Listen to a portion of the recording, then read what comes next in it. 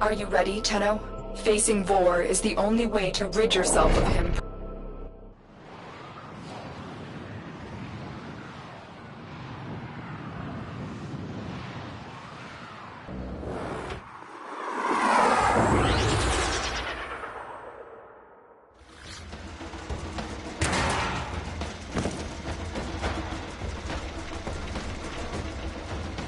This is our chance. Vor has been stripped of his elite guard. He is vulnerable. Take him out.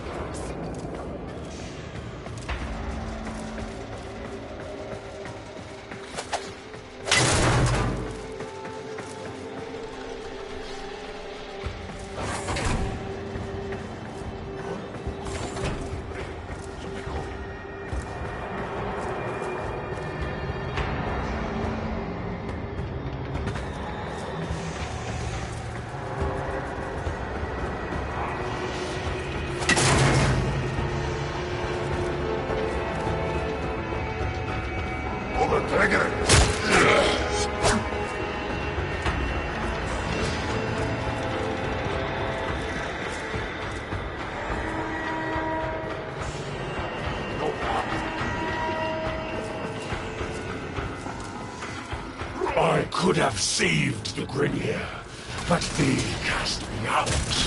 Maybe it's not too late to draw your divine blood.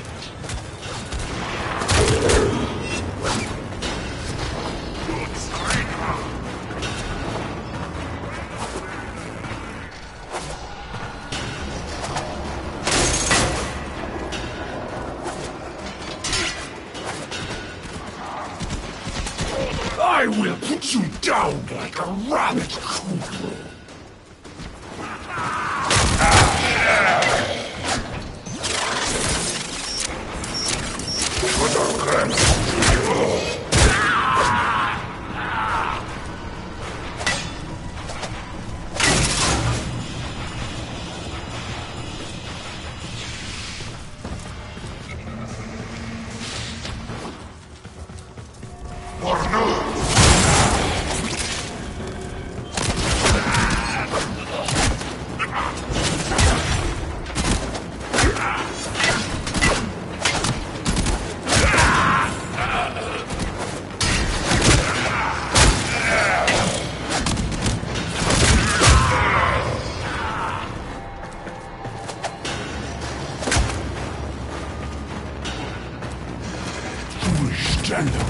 Do you realize your Lotus has sent you to die? You will join us, one way or another.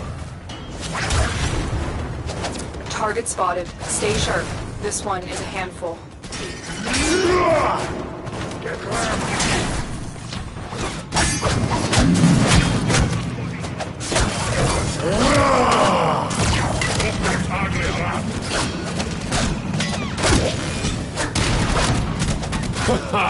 Straight to the Grenier! For my queens!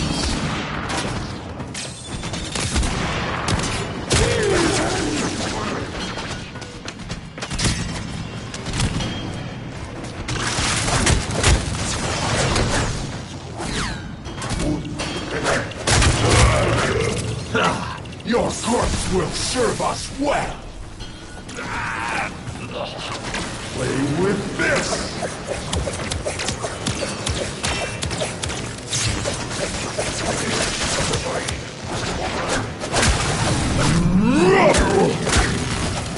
This will hurt!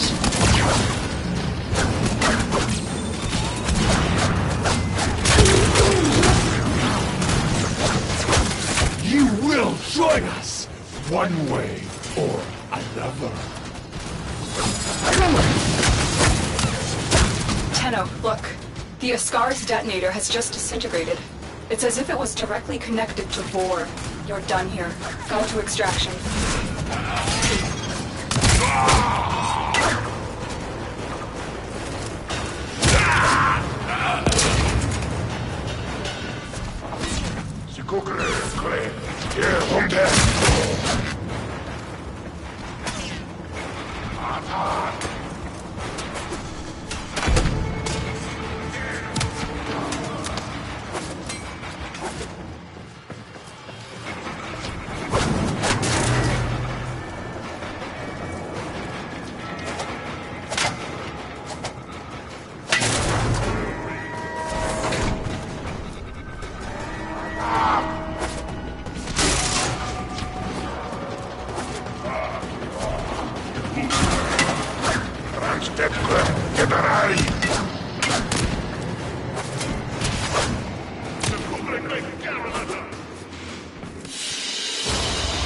They won't be bothering us anymore. Let's get out of here.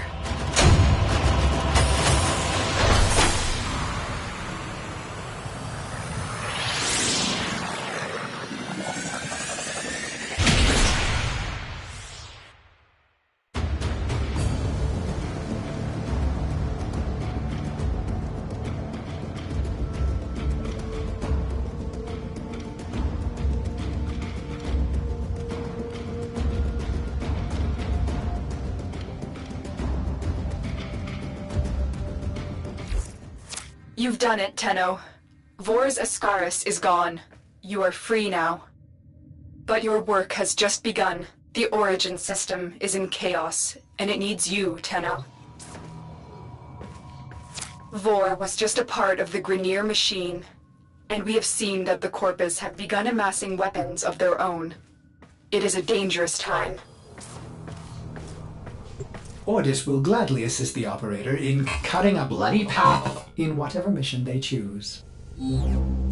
We will be at your side. There will be others too. It is time for the Tenno to return. So, what mission will you do next?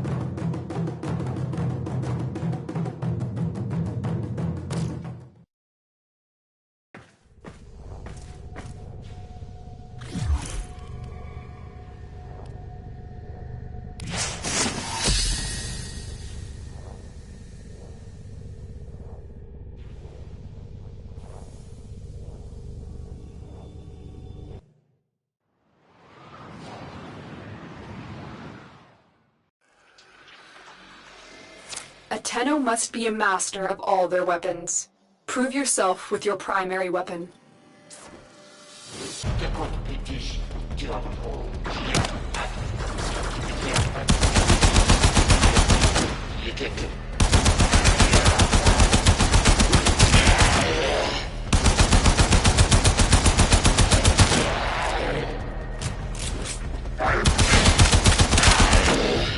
I believe you can handle more.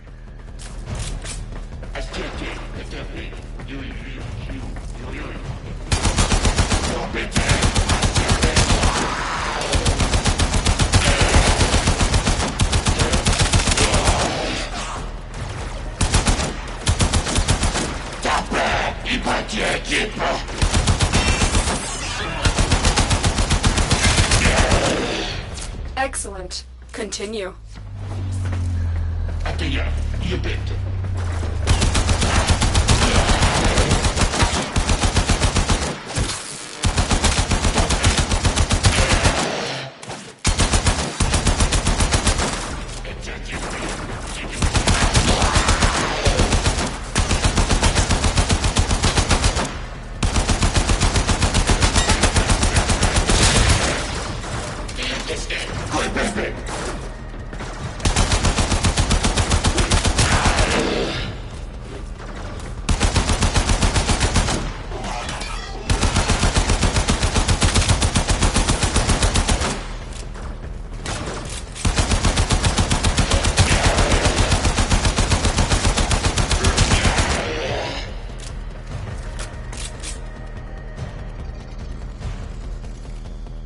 A formidable performance. This test is now complete. Mission complete. Excellent work, Tenno.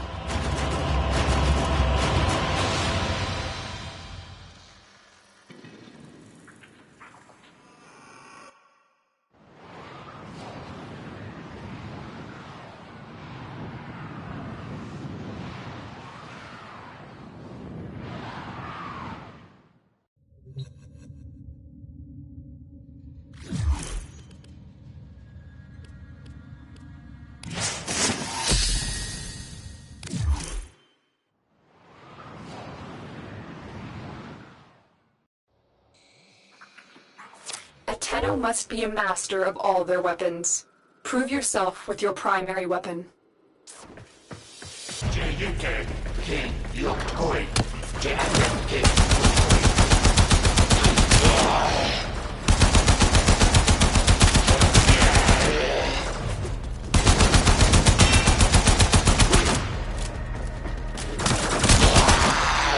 I believe you can handle more.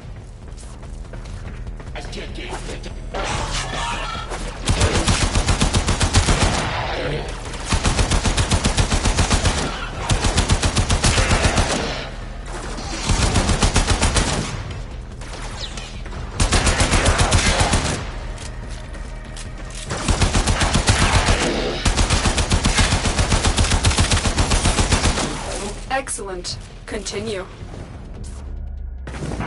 It could be pussycat.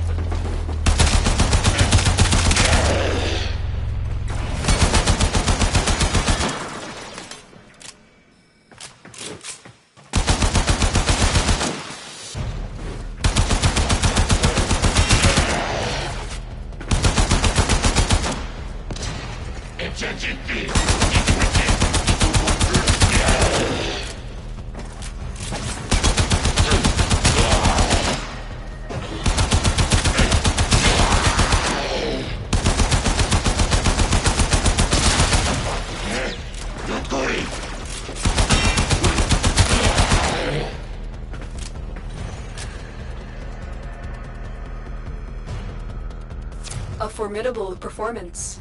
This test is now complete. Another job well executed.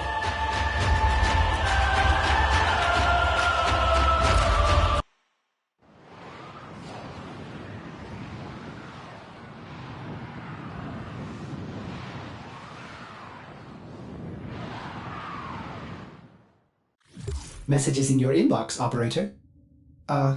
They are not as encrypted as they should be.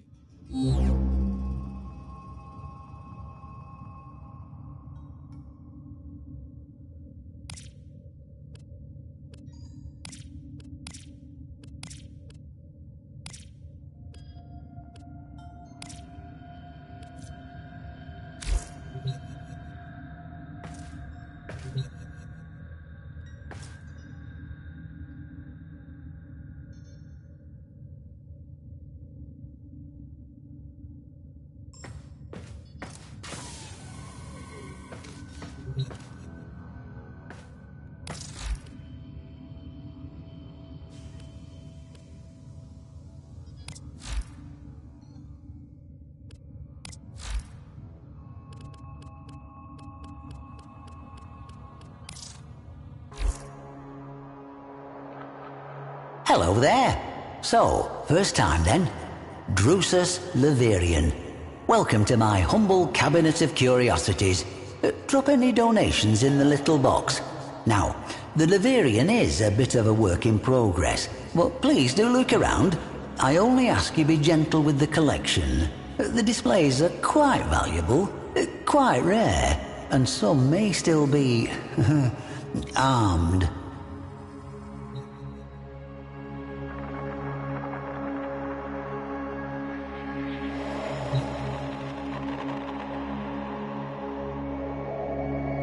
The Warden's records reveal an increasing unease with Yavi's bizarre behavior.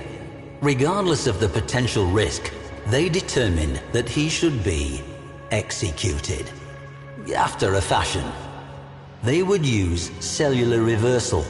Yavi would be reduced to a mere biological pulp with no more sentience than bread mould.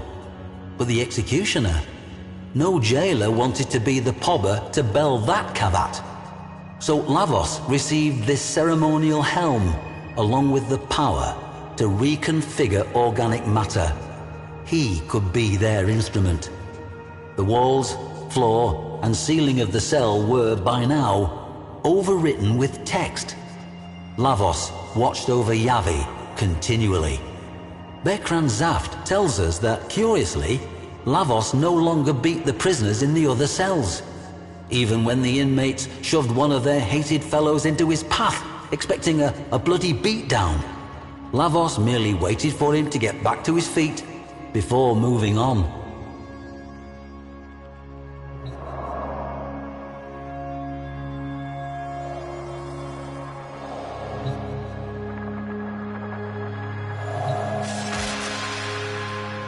The prison of Dabayoth Kra no longer stands.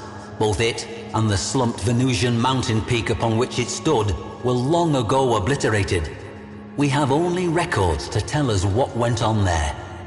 Yavi was a scrawny, hairless man, scaly with skin disease. In reluctant recognition of his Archimedean status, he was permitted to wear the white robe, now a befouled, ragged garment. 2 tattooed serpents crawled up each bony arm from elbow to wrist. Lavos, we are told, was attentive to his prisoner. He administered the prescribed soup, water, and beatings with the same punctual fidelity. These are recreations of Lavos's own snakes. No mere tattoos, but living, bioferrous exoflesh.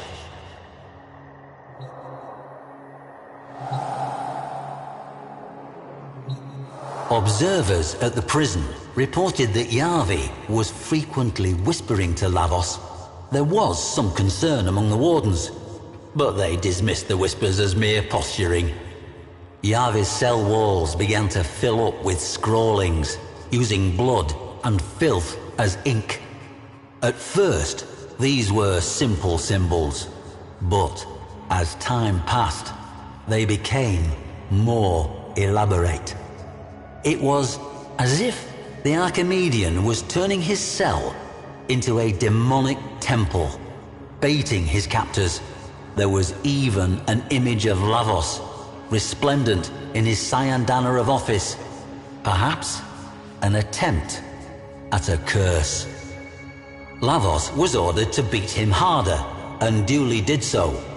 With the blood on the wall, Yavi drew a snake. An appeal, no doubt, to his depraved idol. Floor washer Bekran Zaft, the sole survivor of Dabayoth Kra, would later tell of how Lavos would stride from cell to cell, weighty shotgun in hand, clubbing and beating as required. The nightmares still haunted her.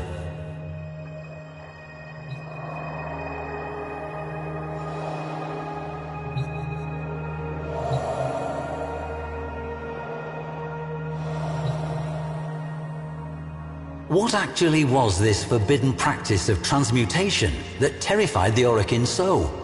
At its pinnacle, it was nothing less than the purposeful elevation of consciousness. To the Orokin, prisoners of their endless golden dream, the thought that a person could rise above their station was anathema. Transmutation could turn commoners into kings, or riches into garbage. Worst of all, it could teach people not to be afraid. I have seen a preserved image of Yavi's cell. His scrawlings were not demonic sigils and barbarous texts, but star charts, evolutionary trees, genome structures. Yavi was not defying Lavos with these cryptic daubings in his own blood. He was enlightening him. Not dark sorcery at all, but radiant science. And the snake? A symbol not of corruption, but of healing. Yavi was a teacher. He might have taught millions. Now he had only one student, but that student was attentive.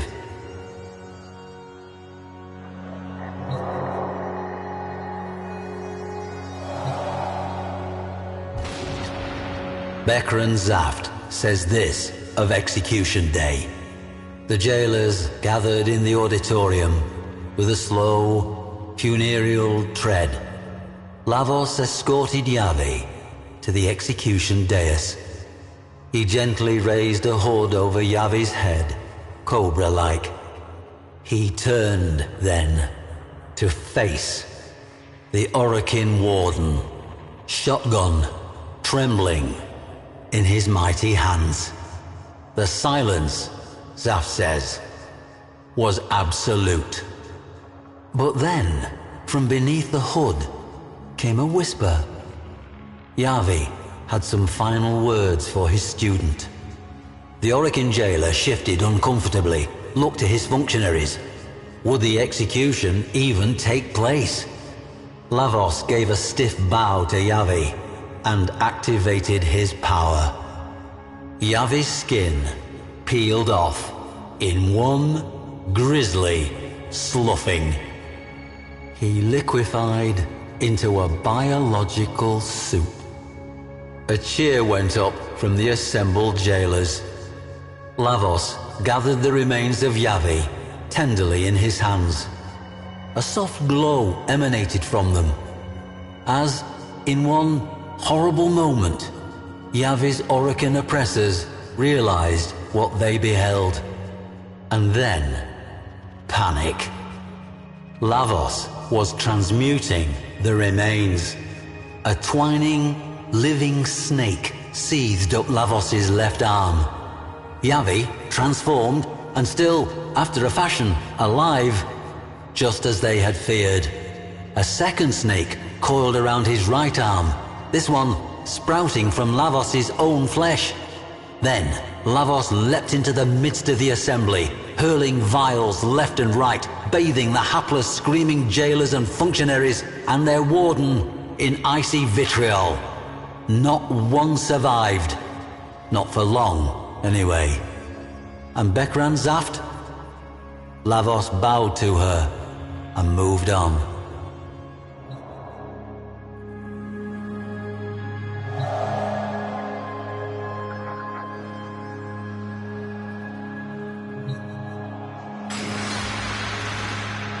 They say that Lavos often takes counsel from his serpents. One is his brutal advisor, the other his wise teacher. Both have their wisdom, and Yavi still whispers to his beloved student. Much like the snake, Lavos is easy to misjudge. The serpents that poison can also cure.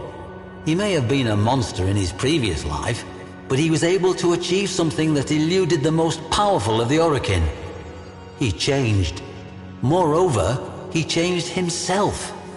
Yavi may have helped and instructed, but the will to change must have begun with Lavos. Perhaps we all have that golden gleam coiled within us somewhere, ready to slither forth from its old skin. We must only beware that we do not condemn as devilish that which we do not yet understand.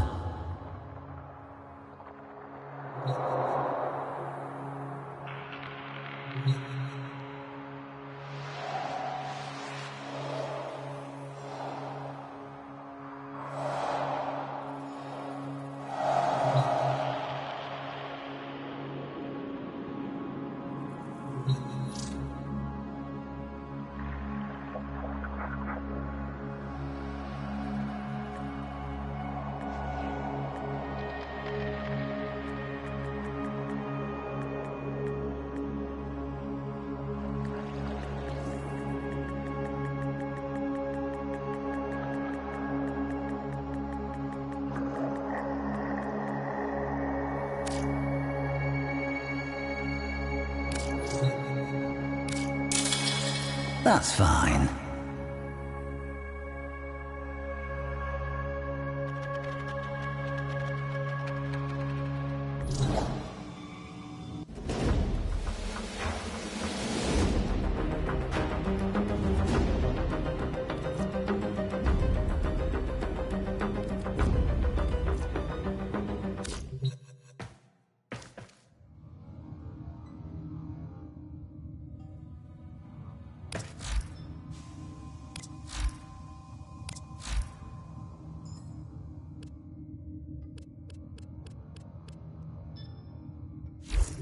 Operator, are you enjoying the view?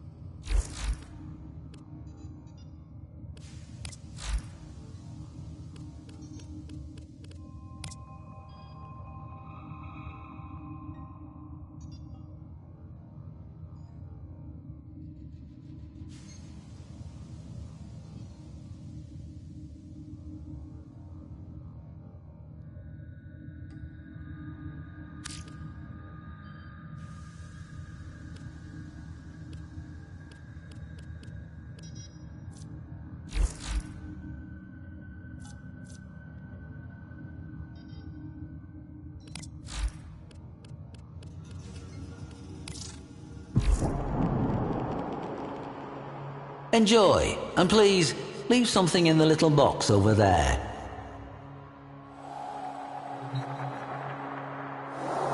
This is Atlas, hard as stone. Is it any surprise that his story begins with an asteroid? Temple Telemon had cast a spell on the indentured masses with a song that heralded the coming of a great stone destroyer, a god who would shatter the world and lead them to a great rebirth. The Orokin mocked the cult's off-key singing, their spasmodic dancing, but the spell only grew stronger. Telemon broadcasts would oft-times wedge into control channels to spread their doomsday message. For the suffocated lower castes, the notion of something more powerful than their Orokin masters must have been intoxicating. A brutal Orokin crackdown seemed to be working, until an asteroid was detected on a collision course with Earth. The Telemons celebrated it as prophecy writ true, divine intervention. For the first time in living memory, the Orokin showed vulnerability. It did not matter that the destruction would be total. For the Temple, this was a sign of a new age.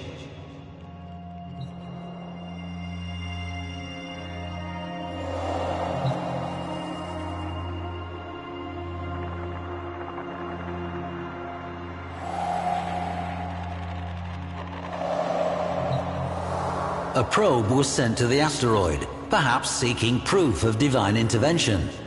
It found intervention, though it was anything but divine. The rock had been fitted with colossal steering thrusters, and manning those thrusters, a bevy of well-armed Telemon. Having taken fate into their own hands, they set about a final convulsive dance aboard that rock. Battle cruisers, Orgon missiles, a gale force of Dax. The Orokin could have resolved this in any number of ways, but their enemy was not the Telemons themselves. It was their ideas. Atlas alone was sent. As he crashed onto that rock, his Shakiro helm greeted the cultists. Note the angled ballistic plating and reinforced neck protection. He would soon need both.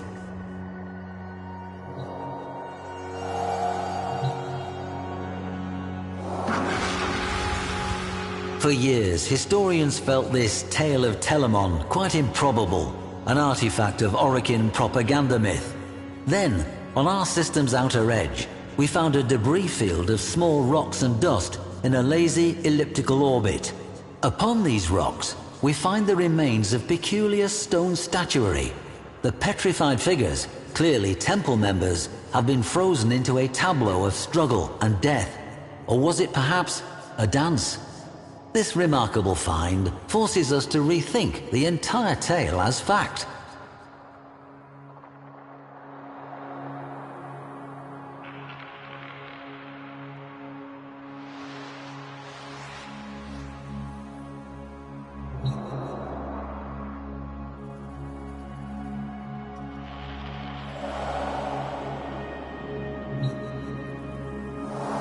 The Stratum Cyandana, reserved and austere, until you turn it over and reveal the glowing hue of the amethyst crystal within. A breathtaking geode. Imagine its spiraling ribbons as Atlas tore toward the killer asteroid's thrusters. His plan must have been to reorient them and push the rock away from Earth. But, as the story goes, as he neared, the cultists detonated the thruster's footings and sent them careening into space. They were no longer needed. Mass and inertia would carry the rock to its fate. Atlas was out of options. Or so the Telemons thought.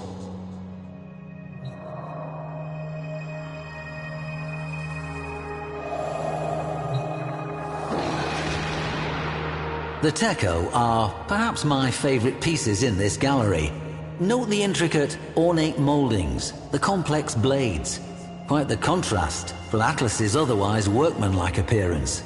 The beauty and craftsmanship conceal the true purpose of the Techo, as indentations found in cultists' skulls attest.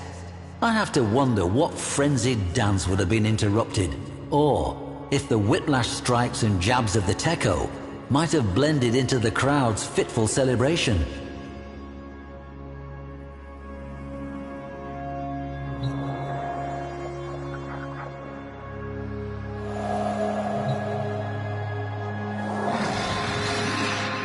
Before you, a rare sight, 2 rumblers, painstakingly recreated from fragments of the aforementioned tableau.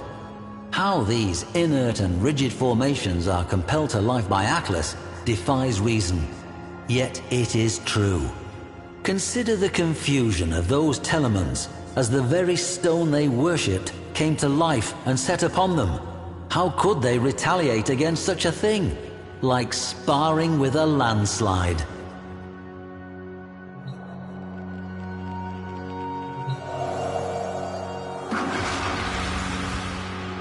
Earth swelled on the horizon as the cult mocked Atlas with their chorus, "The stone shall shatter all." Across the system, every Telemon echoed that final hymn. Children, as far as Neptune, turned their heads from greasy broth and gazed toward Earth. Would that careening stone change everything? Atlas kneeled down, head and hands pressed to the ground in apparent defeat as the Telemon's hymn grew even louder. But Atlas was listening, feeling, the way the stone trembled to the hymn's pitch. The faults within the asteroid became vivid to him, and so a new song rose up. Rumblers, erupting in a godlike rhythm, beating along the faults until Atlas, alone, struck the final resonant chord.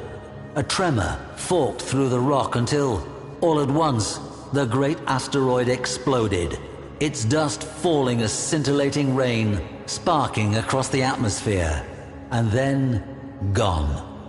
The Telemon's song fell silent, and children, as far as Neptune, turned away and swirled their spoons in greasy broth.